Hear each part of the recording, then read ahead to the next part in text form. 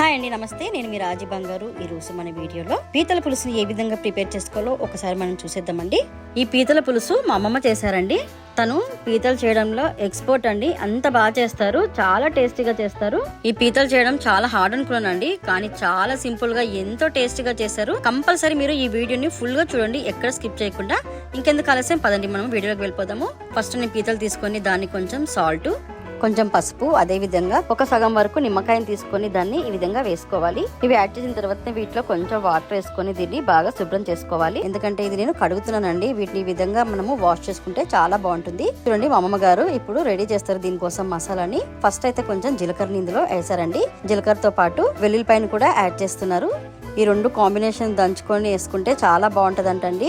ఇలా రోట్లో వేసుకుంటేనే బాగుంటదని తను రోట్లో చేస్తున్నారు. మీకు వీలుంటే మీరు రోట్లో చేసుకోండి, లేకపోతే మిక్సీలో వేసుకున్నా పర్వాలేదు. చూడండి, మనకి ఈ విధంగా ఉండాలండి. వీటిని మరీ మెత్తగా కాకుండా కొంచెం కచ్చా పచ్చగా దంచుకోవాలి. ఇప్పుడు మనము అదే రోట్లో లవంగాలు, మిరియాలు, షాజీరాని కూడా వేసుకోవాలి. దాంతో పాటు కొంచెం ఇలాచీలను కూడా వేసుకొని వీటిని కూడా బాగా దంచుకోవాలి.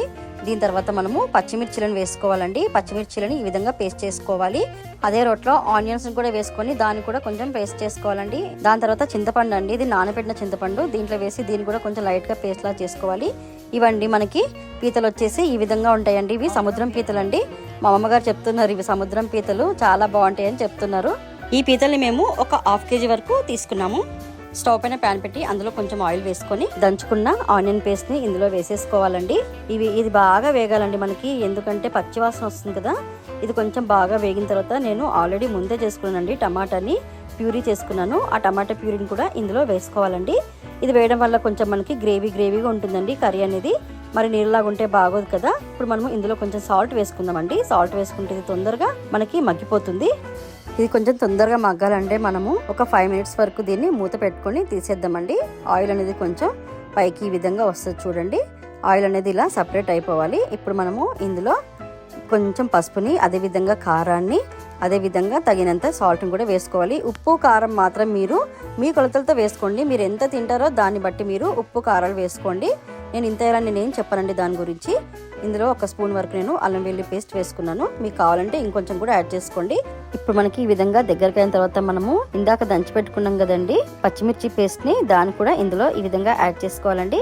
అదే విధంగా జీలకర్ర, వెల్లుల్లిపాయ కూడా దంచుకున్నాం కదండి, దాన్ని కూడా ఇందులో వేసేసుకోవాలి. ఈ ఆయిల్లో ఈ మసాలాలు కూడా బాగా ఫ్రై అవ్వాలి.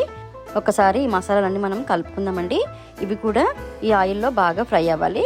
ఇప్పుడు మనము ఇందులో ఇందాక వాష్ చేసి పెట్టుకున్న పీతల్ని ఒక్కొక్కటిగా ఇందులో యాడ్ చేసుకుందాము. చూడండి, పీతల్ని నేను ఈ విధంగా కట్ చేసుకున్నానండి. ఇది ఆల్రెడీ అందరికీ తెలిసే ఉంటుందండి, అందుకే నేనేం చూపించలేదు. ఇప్పుడు మనము ఒక 15 minutes వరకు మూత పెట్టుకొని తీసేద్దాము. చూడండి, వాటర్ అనేది ఎలా సపరేట్ అయిపోయిందో. వాటర్ మాత్రం ఈ పీతల్లోంచే బయటకు వచ్చిందండి. ఇంకా నేను ఇందులో ఏం వాటర్ యాడ్ చేయలేదు. ఇప్పుడు ఇందులో నేను చింతపండు పులుసుని యాడ్ చేసుకుంటున్నానండి. మనకి పులుపుకు తగ్గట్టు చింతపండు పులుసుని ఇందులో యాడ్ చేసుకోవాలి. అదేవిధంగా ఇప్పుడు నేను కొంచెం వాటర్ యాడ్ చేసుకున్నాను. వాటర్ అనేది మీకు పులుసు ఎంత కావాలో దాన్ని బట్టి మీరు వాటర్ యాడ్ చేసుకోండి. మీకు ఇగురులా కావాలంటే మీరు ఎక్కువ వాటర్ కూడా ఏం వేసుకోని అవసరం లేదండి, కొంచెం లైట్గా వేసుకుంటే సరిపోతుంది.